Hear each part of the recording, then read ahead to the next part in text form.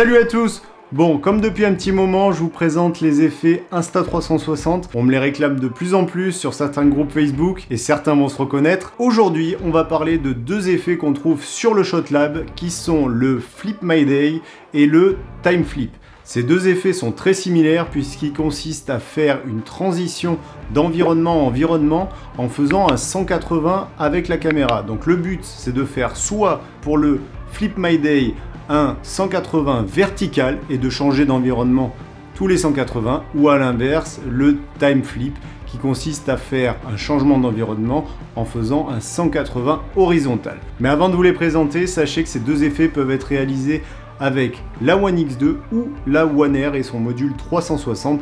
Les deux acceptent ces effets. Alors, au niveau de la mise en place, il va falloir paramétrer la caméra en 5,7K, 30 images par seconde. Et ensuite, vous allez faire une rotation à 180 verticale. Pensez à faire tout le temps le même sens de rotation pour vraiment créer cet effet de loupe et de transition d'image. Et mon petit conseil, c'est de cacher votre caméra au début et à la fin du plan par un objet au premier plan. Et maintenant, on va réaliser l'effet sur l'application. Donc à nouveau, vous allez sur l'application dans Story, dans ShotLab. Vous allez sélectionner le Flip My Day. Vous cliquez dessus, utilisez ce modèle. Donc là, je vais sélectionner maintenant mes vidéos que j'ai prises avec ma chérie. Voilà, je viens de sélectionner mes 5 vidéos et maintenant je fais confirmer. Donc là, il fait un précalcul et il va vous afficher les vidéos qui ont été bien prises en compte. Donc sachez que si vous cliquez sur une vidéo, vous allez voir l'effet effectué sur une seule vidéo. Mais pour voir l'effet complet, il va falloir télécharger ou aller dans les modifications, donc sur ce bouton. Donc il suffit de les sélectionner. Une fois qu'elles sont sélectionnées, on clique ici. Là, soit on fait une exportation directe, mais je vous le déconseille pour ces effets, car le mieux, c'est quand même de continuer la modification pour vérifier si l'effet est bien effectué. Donc vous continuez la modification, et là, vous allez pouvoir voir maintenant l'effet sur les 5 vidéos. Donc là, l'effet s'effectue très bien. Pour moi, en tout cas, la transition, elle est juste géniale. Là, on voit vraiment qu'il y a une très belle transition, ça s'effectue super bien. Si elles vous conviennent, vous n'avez plus qu'à télécharger la vidéo, mais sachez que vous pouvez aller un petit peu plus loin. Donc, je vous montre sur un exemple. On va prendre par exemple celle-ci. Vous allez dans Modifier et vous allez faire Vitesse. Ici, ma petite technique, c'est si vous voulez accentuer la transition entre les éléments, ici, comme vous pouvez le voir, il y a marqué 4 fois. Donc là, vous allez au début du 4, vous allez cliquer dessus et vous allez mettre dans la poubelle. Ensuite, vous allez choisir par exemple 8 fois, vous allez étirer la vitesse et là vous cliquez sur valider. Donc là, au lieu d'être à x4, la transition va être à x8, ce qui va accentuer la transition entre les éléments. Ça, c'est ma petite astuce. Ensuite, vous l'exportez et je vous montre le résultat.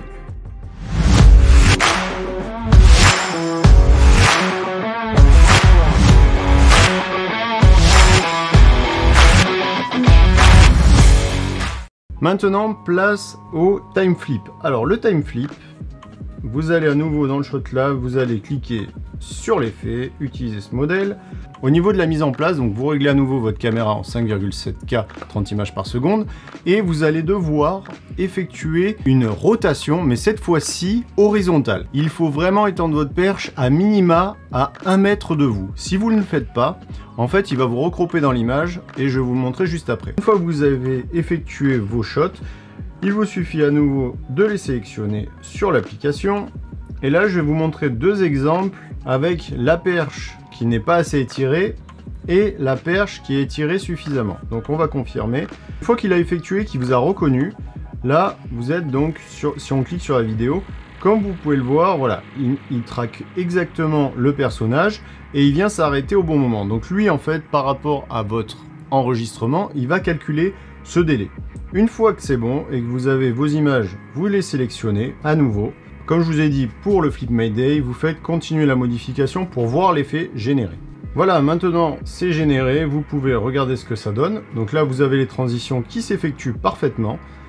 Et on va voir la différence entre un shot trop près et un shot à la bonne distance, donc comme je vous disais à 1 mètre. Ici, j'ai effectué le shot avec la perche étendue à peine 50 cm, donc c'est pas suffisant, alors qu'ici, je l'ai effectué à 1 mètre. Et là on peut voir vraiment la différence puisque vu qu'il est obligé de recadrer et de vous traquer dans l'image, si vous le faites trop près, en fait, vous allez être masqué. Donc là on peut voir très bien que mon visage est complètement coupé. Pensez donc à le faire au moins à 1 mètre et là votre personne est vraiment dans le champ. Et à nouveau, je vous montre l'exemple final.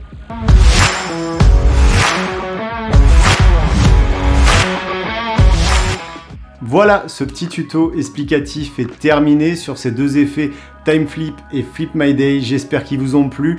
Aussi, on est de plus en plus nombreux sur la chaîne et ça c'est grâce à vous, alors merci beaucoup. Mais pour ceux qui regardent les vidéos et qui ne se sont toujours pas abonnés, sachez que c'est gratuit et que ça me soutient. Donc n'hésitez pas, abonnez-vous et on se dit à dans une prochaine vidéo. Ciao ciao.